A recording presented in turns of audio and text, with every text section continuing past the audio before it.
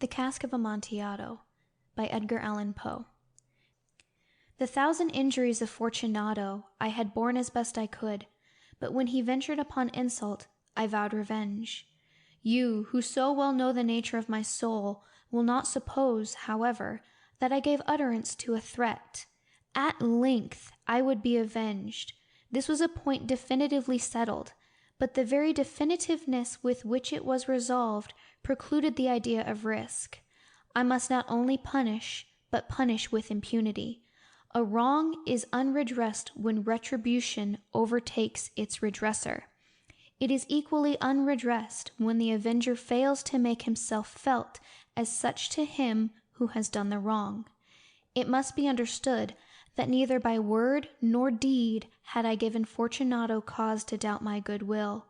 I continued, as was my wont, to smile in his face, and he did not perceive that my smile now was at the thought of his immolation.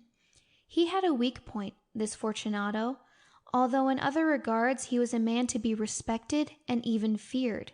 He prided himself on his connoisseurship in wine. Few Italians have the true virtuoso spirit.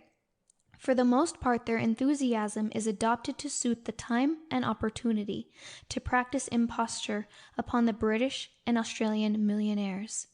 In painting and gemmery, Fortunato, like his countrymen, was a quack.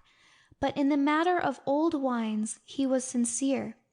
In this respect I did not differ from him materially. I was skilful in the Italian vintages myself, and bought largely whenever I could. It was about dusk one evening, during the supreme madness of the carnival season, that I encountered my friend. He accosted me with excessive warmth, for he had been drinking much. The man wore motley. He had on a tight-fitting, party-striped dress, and his head was surmounted by the conical cap and bells. I was so pleased to see him that I thought I should never have done wringing his hand. I said to him, "My dear Fortunato, you are luckily met. How remarkably well you are looking today! But I have received a pipe of what passes for Amontillado, and I have my doubts." "How?" he said. "Amontillado? A pipe? Impossible! And in the middle of carnival!" "I have my doubts," I replied, "and I was silly enough to pay the full Amontillado price without consulting you in the matter. You were not to be found, and I was fearful of losing a bargain." "Amontillado?" "I have my doubts." "Amontillado?" And I must satisfy them. "Amontillado?"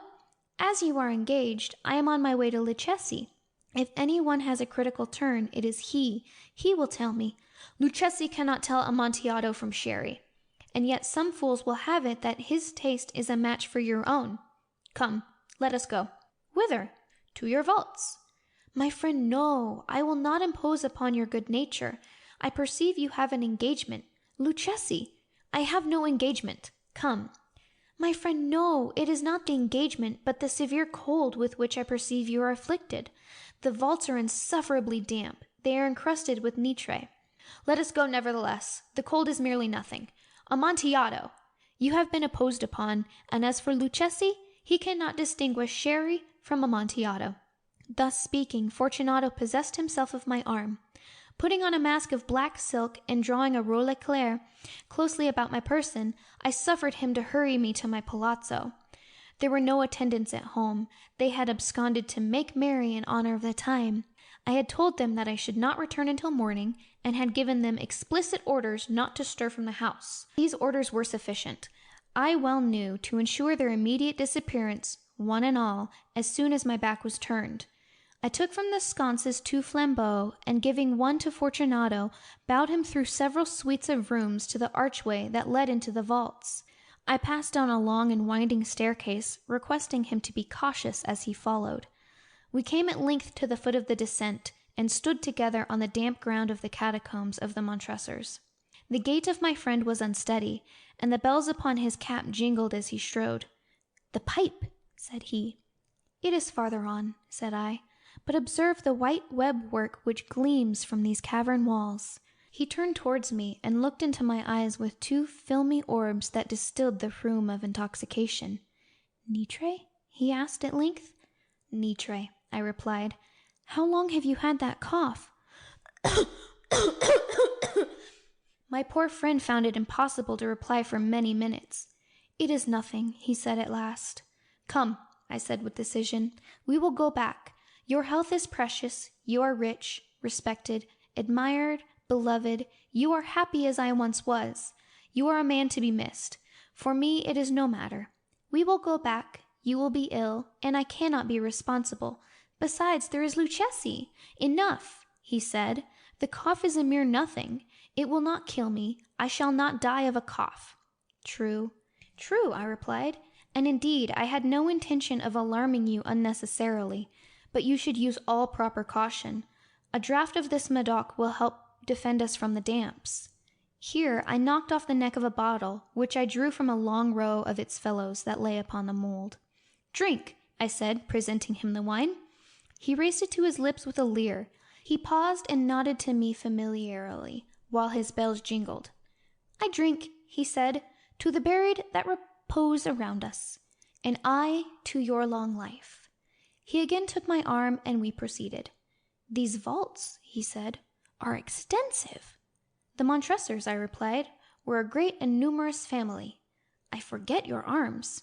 "A human foot d'or in a field of azure, the foot crushes a serpent rampant whose fangs are embedded in the heel." "And the motto?"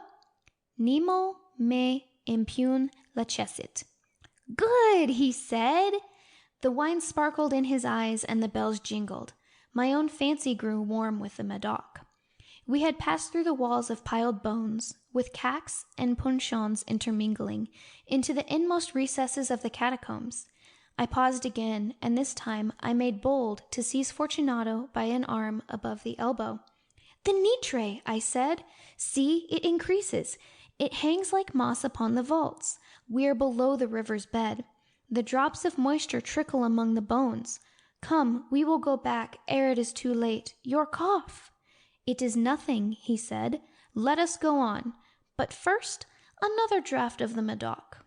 I broke and reached him a flagon of de Grave. He emptied it at a breath. His eyes flashed with a fierce light. He laughed and threw the bottle upwards with a gesticulation I did not understand. I looked at him in surprise. He repeated the movement, a grotesque one. "You do not comprehend?" he said. "Not I replied. "Then you are not of the Brotherhood." "How?" "You are not of the Masons." Yes, I said. Yes. "You? Impossible. A Mason?" "A Mason," I replied. "A sign," he said. "It is this," I answered, producing a trowel from beneath my rollaclair. "You jest," he reclaimed, recoiling a few paces. "But let us proceed to the Amontillado." "Be it so," I said, replacing the tool beneath the cloak, and again offering him my arm. He leaned upon it heavily. We continued our route in search of the Amontillado. We passed through a range of low arches, descended, passed on, and descending again, arrived at a deep crypt, in which the foulness of the air caused our flambeaux rather to glow than flame. At the most remote end of the crypt there appeared another, less spacious. Its walls had been lined with human remains, piled to the vault overhead, in the fashion of the great catacombs of Paris. 3 sides of this interior crypt were still ornamented in this manner. From the 4th the bones had been thrown down and lay promiscuously upon the earth, forming at one point a mound of some size. Within the wall, thus exposed by the displacing of the bones, we perceived a still interior recess, in depth about 4 feet, in width 3, in height 6 or 7. It seemed to have been constructed for no special use in itself, but formed merely the interval between 2 of the colossal supports of the roof of the catacombs, and was backed by one of their circumscribing walls of solid granite. It was in vain that Fortunato, uplifting his dull torch, endeavored to pry into the depths of the recess. Its termination the feeble light did not enable us to see. "Proceed," I said. "Herein is the Amontillado. As for Luchesi—" "He is an ignoramus," interrupted my friend as he stepped unsteadily forward, while I followed immediately at his heels. In an instant he had reached the extremity of the niche, and finding his progress arrested by the rock, stood stupidly bewildered. A moment more and I had fettered him to the granite. In its surface were 2 iron staples, distanced from each other about 2 feet horizontally. From one of these depended a short chain, from the other a padlock. Throwing the links about his waist, it was but the work of a few seconds to secure it. He was too much astounded to resist. Withdrawing the key, I stepped back from the recess. "Pass your hand," I said, "over the wall. You cannot help feeling the nitre. Indeed, it is very damp. Once more let me implore you to return. No? Then I must positively leave you. But I must first render you all the little attentions in my power." "The Amontillado!" ejaculated my friend, not yet recovered from his astonishment. "True," I replied, "the Amontillado." As I said these words, I busied myself among the pile of bones of which I had before spoken. Throwing them aside, I soon uncovered a quantity of building stone and mortar. With these materials, and with the aid of my trowel, I began vigorously to wall up the entrance of the niche. I had scarcely laid the first tier of the masonry when I discovered that the intoxication of Fortunato had in a great measure worn off. The earliest indication I had of this was a low moaning cry from the depths of the recess. It was not the cry of a drunken man. There was then a long and obstinate silence. I laid the second tier, and the third, and the fourth. And then I heard the furious vibrations of the chain. The noise lasted for several minutes, during which, that I might hearken to it with the more satisfaction, I ceased my labors and sat down upon the bones. When at last the clanking subsided, I resumed the trowel and finished without interruption the 5th, 6th, and 7th tier. The wall was now nearly upon a level with my breast. I again paused, and holding the flambeau over the mason work, threw a few feeble rays upon the figure within. A succession of loud and shrill screams, bursting suddenly from the throat of the chained form, seemed to thrust me violently back. For a brief moment I hesitated. I trembled. Unsheathing my rapier, I began to grope with it about the recess, but the thought of an instant reassured me. I placed my hand upon the solid fabric of the catacombs, and felt satisfied. I reapproached the wall. I replied to the yells of him who clamored. I re-echoed. I aided. I surpassed them in volume and in strength. I did this, and the clamorer grew still. It was now midnight, and my task was drawing to a close. I had completed the 8th, 9th, and the 10th tier. I had finished a portion of the last and the 11th. There remained but a single stone to be fitted and plastered in. I struggled with its weight. I placed it partially in its destined position, but now there came from out of the niche a low laugh that erected the hairs upon my head. It was succeeded by a sad voice, which I had difficulty in recognizing as that of the noble Fortunato. The voice said, "Ah, a very good joke indeed, an excellent jest. We will have many a rich laugh about it at the palazzo. Over our wine." "The Amontillado," I said. "Ah, yes, the Amontillado. But it is not getting late? Will they not be awaiting us at the palazzo, the Lady Fortunato and the rest? Let us be gone." "Yes," I said, "let us be gone." "For the love of God, Montressor!" "Yes," I said, "for the love of God!" But to these words I hearkened in vain for a reply. I grew impatient, and I called aloud, "Fortunato!" No answer. I called again, "Fortunato!" No answer still. I thrust a torch through the remaining aperture and let it fall within. There came forth in return only a jingling of the bells. My heart grew sick, on account of the dampness of the catacombs. I hastened to make an end of my labor. I forced the last stone into its position.